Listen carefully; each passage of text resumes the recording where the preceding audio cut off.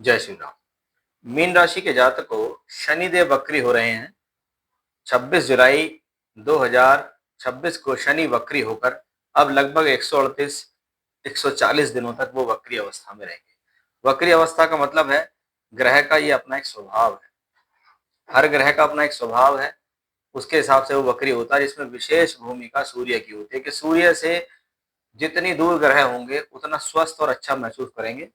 यहाँ पर शनि 120 से 170 डिग्री के बीच में सूर्य से अगर दूरी बनाते हैं तो वो वक्री होते हैं। इसलिए हर वर्ष लगभग 4 महीने के लिए शनि वक्री होते देखे जाते हैं। ग्रह का वक्री होना उसको शक्त और शक्तिशाली बना देता है। शास्त्र में षडबल में तो इसको चेष्टा बल भी मिलता है। अब देखने वाली बात यह है कि वो मजबूत तो हुआ, अगर वो खराब भावों से संबंध है तो वहां भी मजबूत हुआ, और अच्छे भावों से संबंध है तो वहां भी मजबूत हुआ। खराब में वो और खराब कर सकता है क्योंकि उसकी क्षमता बढ़ रही है, और अच्छे में वो और अच्छा कर सकता है क्योंकि उसकी क्षमता वहां भी बढ़ रही है वक्री होने के कारण। अब वक्री ग्रह का स्वभाव है, थोड़ा सा स्थिति को रिपीट भी करता है। अच्छी है तो ज्यादा अच्छी अच्छी कर देगा बार बार, बुरी है तो बार बार बुरा कर देगा। हेल्थ इश्यूज देने में वक्री ग्रह हमेशा सक्षम होते हैं, और कार्य में थोड़ा विलंब दे सकते हैं। साढ़े साथी के हिसाब से देखें तो आपके साढ़े साथी का दूसरा चरण चल रहा है। शनि आपकी राशि में गोचर कर रहे हैं और वो वहां वो वक्री हो रहे हैं। इस प्रकार की स्थिति कार्य में कुछ देरी देने में सक्षम है, क्योंकि वक्री शनि अक्सर कार्य में देरी या रुकावट देने में सक्षम है। साढ़े साथी के दौरान वक्री हो रहा है तो देखिए स्ट्रेस बढ़ सकता है आपको, थोड़ी चिंता, थोड़ा सा स्ट्रेस, थोड़ी सी मानसिक स्थितियां तनावपूर्ण हो सकती हैं। तो अपने आप को योगा से और प्राणायाम से अपने आप को एक्टिव रखने की कोशिश करें।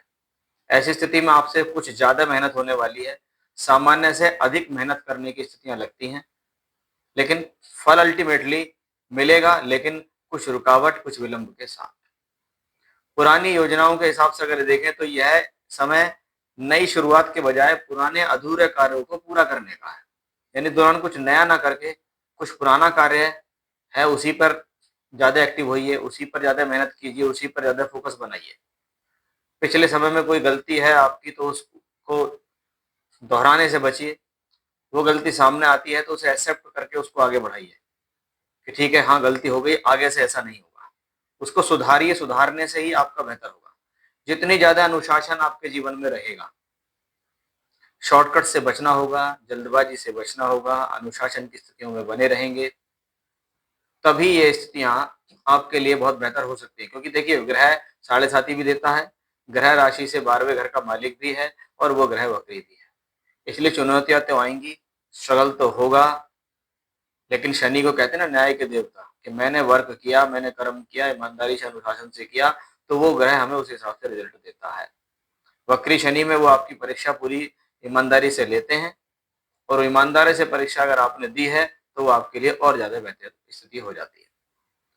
फाइनेंशियल तौर पर अगर हम बात करें तो खर्चों पर नियंत्रण रखना आपको इस दौरान आना चाहिए।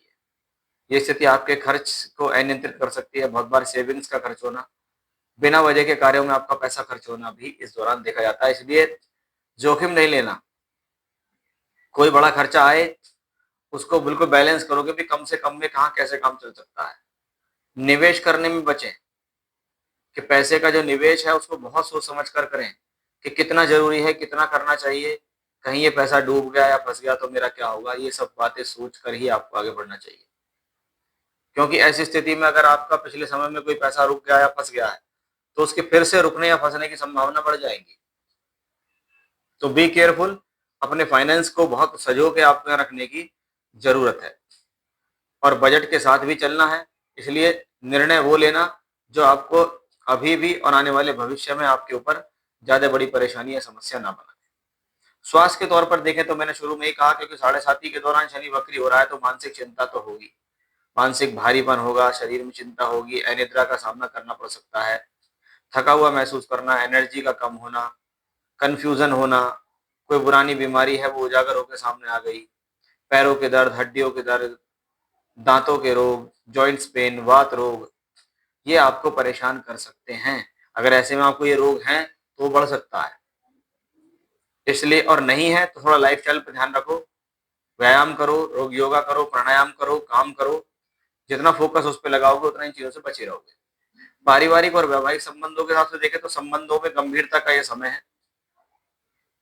जीवन साथी के साथ संबंधों को लेकर कुछ मतभेद ना हो जाए, आपसी कलह ना हो जाए, कुछ ऐसा विवाद ना हो जाए जिससे प्रॉब्लम्स हो जाए। तो मन मुटाव यहाँ संभव है तो मुद्दों को सुलझाने की कोशिश करो।